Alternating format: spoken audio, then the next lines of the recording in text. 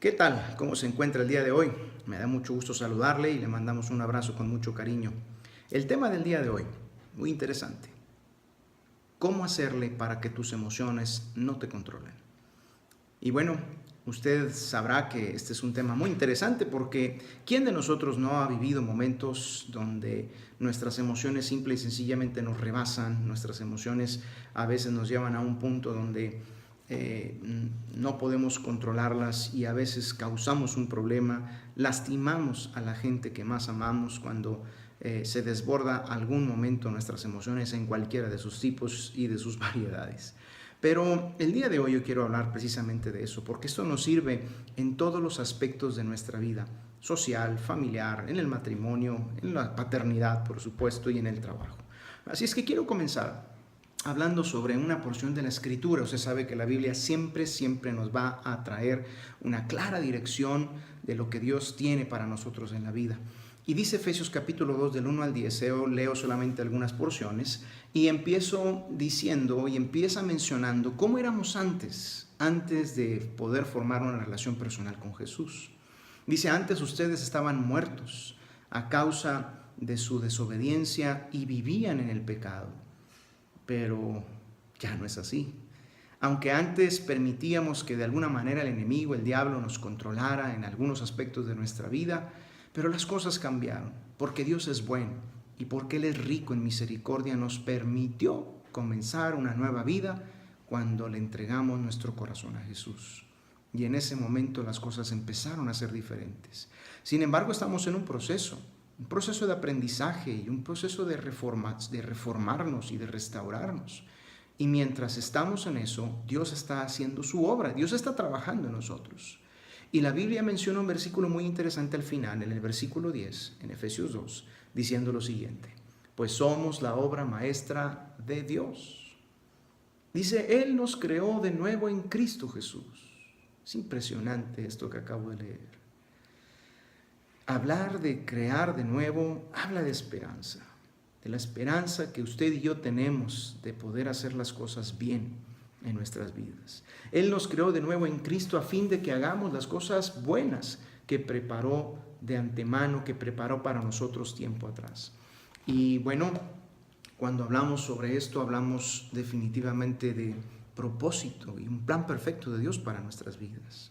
Quiero decirle que fuimos creados y puestos estratégicamente aquí, en esta vida, en este tiempo, en esta época de la historia del universo, del mundo, con un plan y un propósito de Dios.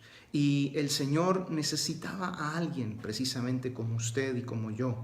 En este caso hablamos de amar, de aprender a amar a las personas que probablemente bajo su criterio no son dignas de ser amadas. Hablamos de poder traer gozo a este mundo en una sociedad frívola y oscura y egoísta en la que vivimos, de revelar una paz que sobrepasa todo entendimiento cuando hay momentos de conversaciones oscuras, conversaciones confusas y a veces frustrantes en algún aspecto.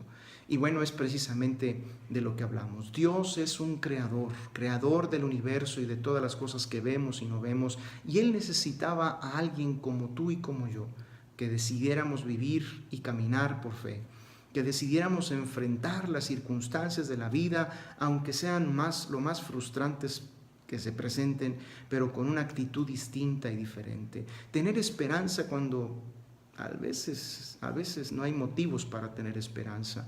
Y hablamos de un Dios que te necesita a ti y a mí en todos los aspectos. El problema se encuentra en que a veces preferimos hacer las cosas a nuestra manera en vez de hacerlas a la manera de Dios. Y exteriorizamos más una perspectiva egoísta en una situación que permitir que pueda dar lugar el fruto del Espíritu Santo en nuestras vidas. Y por eso fallamos en controlar nuestras emociones y cometemos errores y lastimamos a veces a las personas. Pero quiero recordarle que fuimos creados por Dios para revelar su corazón, porque de alguna manera Dios así lo determinó y así lo hizo para este mundo en el que vivimos, que mientras usted y yo estamos en esta tierra, de alguna forma somos el ejemplo para decirle a la gente cómo se debería de vivir en este mundo, de acuerdo a la dirección y de acuerdo a la instrucción de Dios en nuestras vidas. Fuimos creados para buenas obras, pero en lugar de eso a veces hemos permitido que entren otras cosas a nuestro corazón. Quiero decirle que Dios nos creó porque había una ausencia y hay una ausencia de Él en el mundo y por eso usted y yo le hemos conocido de una manera personal, porque ese es el plan de Dios. Él se va a revelar a nosotros en la medida que nosotros lo dejemos trabajar en nuestro interior. Así es que, pues bueno, ahí está la alternativa, la solución, ahí está la respuesta de cómo poder vivir una vida con dominio de nuestras emociones y solamente a través de la gracia y el favor de Dios en nuestras vidas.